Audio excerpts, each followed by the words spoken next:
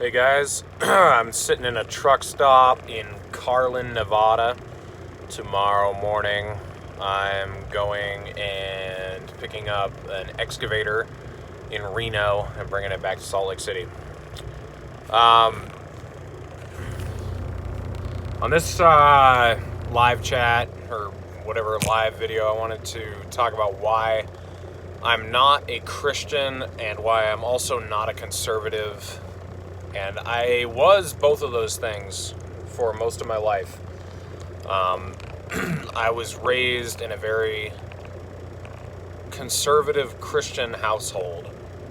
And my parents were not very political. They were pro-life and anti-war.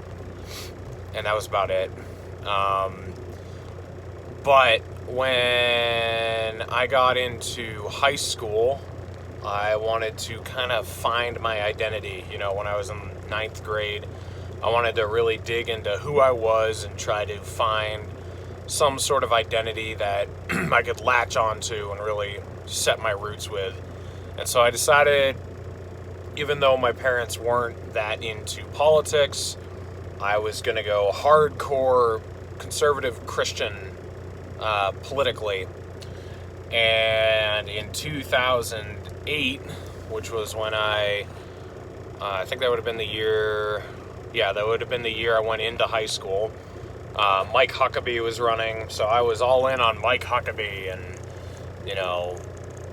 against gay marriage and, just kind of the typical conservative stances. And even though my parents had been against the war in Iraq, I didn't care. Like, I was for the surge. The surge was working. We just needed to, keep pushing harder or whatever. It was just that adolescent position I wanted to take. And so I was kind of doubling down on the same with religion. I was just a fundamentalist. The Bible was literal. Every word was true. If you didn't believe, you went to hell. If you repented of your sins, you went to heaven. Kind of everything was just very black and white, the way I wanted to think about philosophy in the metaphysical and in the political and physical realms. Everything just had to be straight and narrow, black and white. And then I actually remember one of the first times that black and white view was challenged. I was on a fishing trip with my dad and my brothers and a good family friend of ours, and I was ranting on about how, every abortion doctor should get the death penalty, and every woman who had an abortion should get life imprisonment. And my friend, our family friend, he was, in his 30s. And at this time, I would have been, 14, I guess? 14. And he looked at me and said, "Well, Reed, it's time to grow up. We had an abortion, my wife and I, right after we got married. So do you think my wife should be in prison for life? And do you think the doctor should get the electric chair or a lethal injection?" And that was the first time that a hypothetical that I'd been thinking of actually hit me in the face and became real life. And I realized, okay, things are messier than I want them to be. Things are complicated and nuanced. And I was going to a Christian camp during the summers. It was called Camp Good News back in New Hampshire. It was part of Child Evangelism Fellowship. And so when I was 14 and 15, I went to this camp and I worked as a volunteer. And we would set the tables. We would do kind of regular maintenance stuff that underage people were allowed to do. But then what we would do most of the time is devotions and evangelism training, training for teaching kids about Jesus and the Bible. And I just remember the second year I was there, our one of our teachers asked us, "So why do all Catholics go to hell?" And I thought it was a joke at first, and I was like, "What?" He said, "Yeah, why do all Catholics go to hell?" And I kind of snarkily responded, "Is it the same reason all Protestants go to heaven?" I mean, what does that mean? How do you know all Catholics go to hell? And it's because of some minutia that we disagree on in the Bible, so they burn forever. We live eternal life and happiness. And that just made zero sense to me. That, a subject that we had limited information on, that we were going to make such absolute judgments and live out of those judgments, it drove me crazy. So then I went to work when I was 16, so I was done with camp during the summers, and that was good. It was good to get some space from that. And I started, realizing that the real world wasn't like my little conservative Christian bubble that I'd grown up in. There were people who thought a lot of different things. There were people who lived a lot of different lifestyles. And so it started stretching my worldview even more. By the time I got into by the time I got into 12th grade, Ron Paul ran the second time. So this was in 2011, 2012. And Ron Paul kind of started tugging at my conservative thoughts, because he made a lot of sense with a lot of what he said, and it didn't line up with what I had tried to reinforce in my mind. And he really made me start to question some of the dogmatic conservative beliefs I'd had. I got out of high school and I started working full time, moved out of the house, and then I kind of shelved my religious thoughts. I just, I didn't want to think about it too much. If someone were to ask me what I believed, I would have said I was a Christian, but it was something I really just didn't want to think about that much.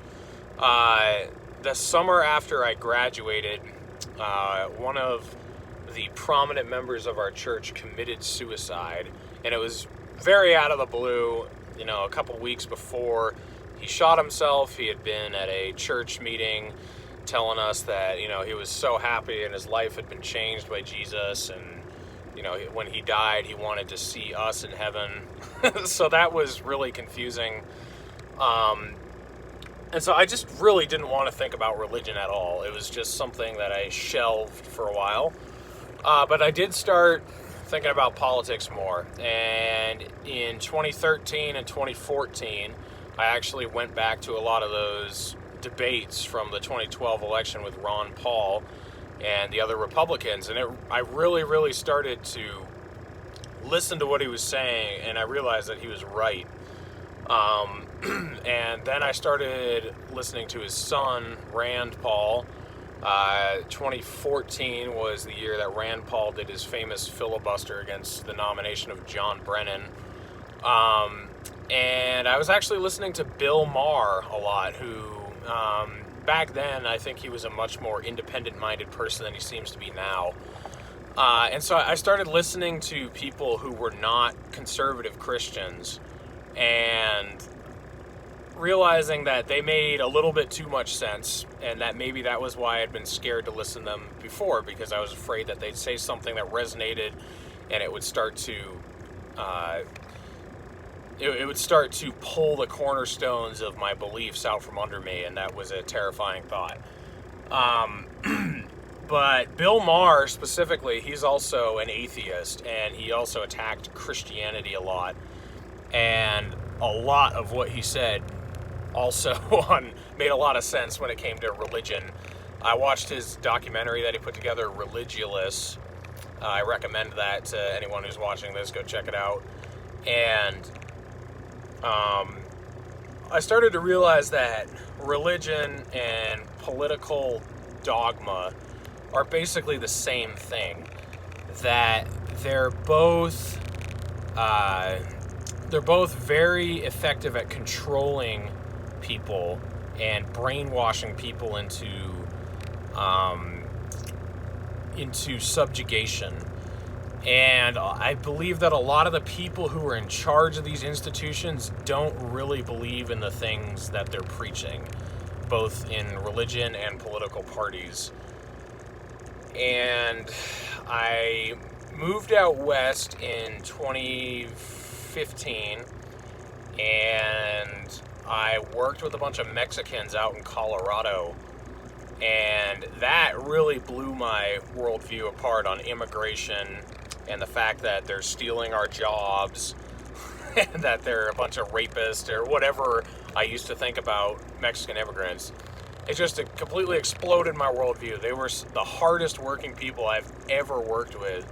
We were putting on roofs for, starting at $15 an hour, and they couldn't get anyone to work there. They couldn't get any white American people to come and get a job.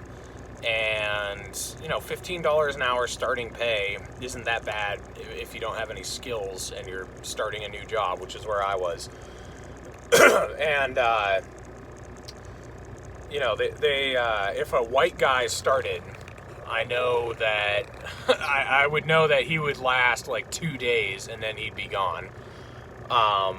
It was the Mexicans who worked hard. They'd stay, they'd show up on time, they'd do a good job, they'd have their tools with them.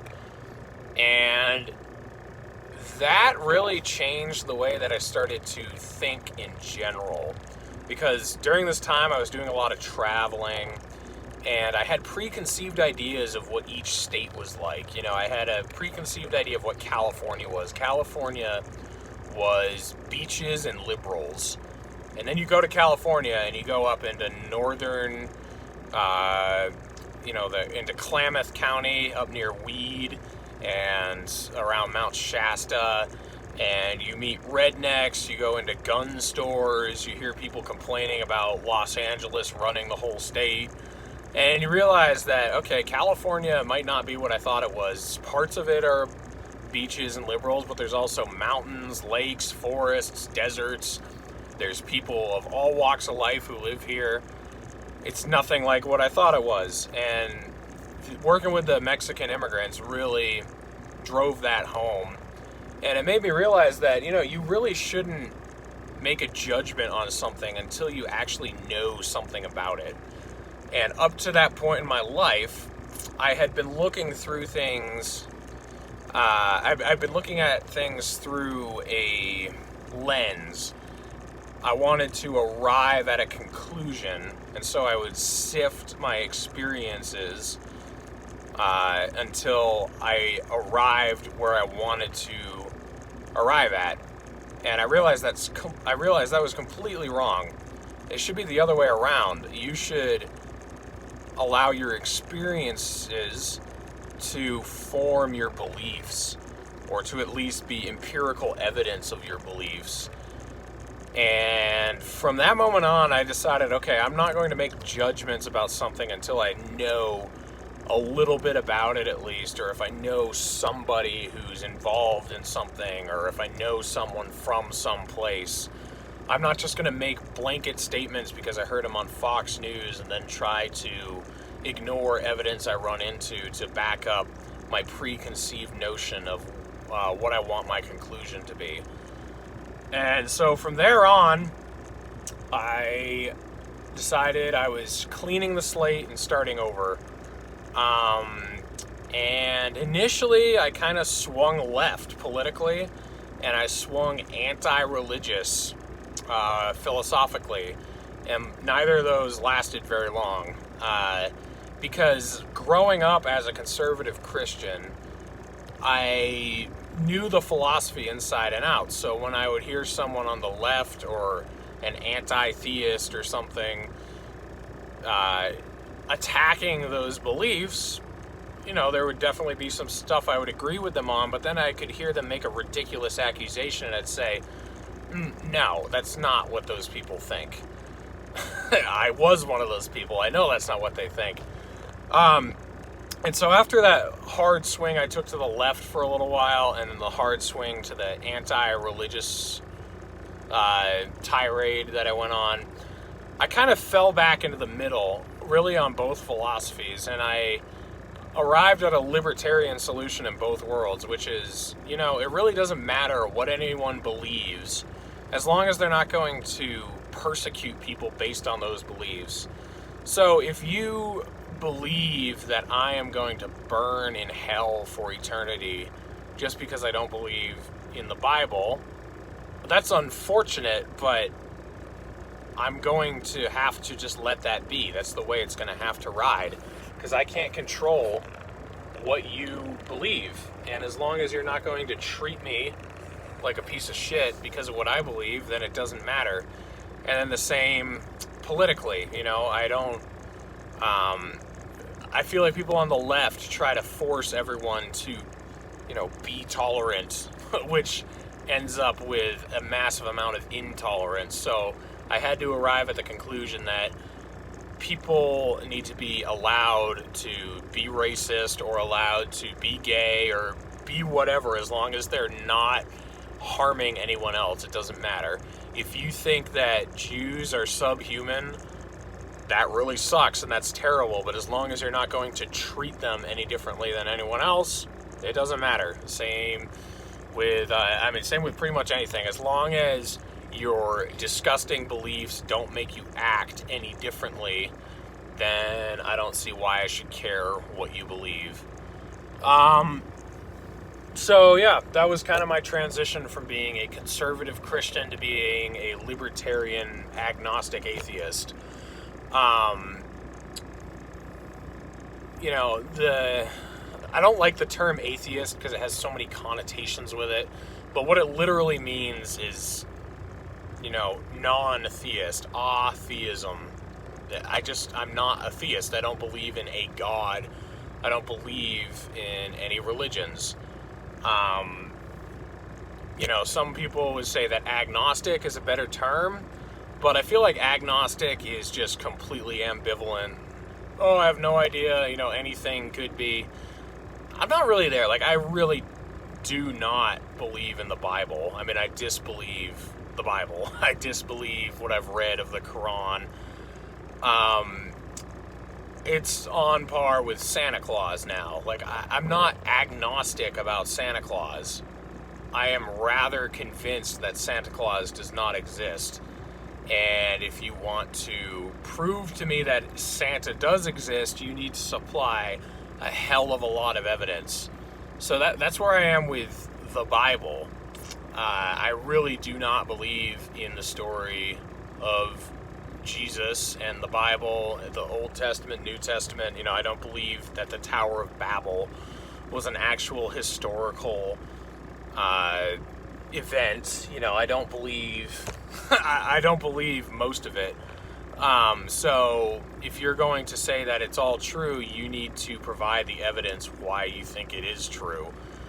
So that's why I tend to say I'm an atheist, not an agnostic. But there is like anti-theism, which is stupid, which is kind of what I would say Richard Dawkins is.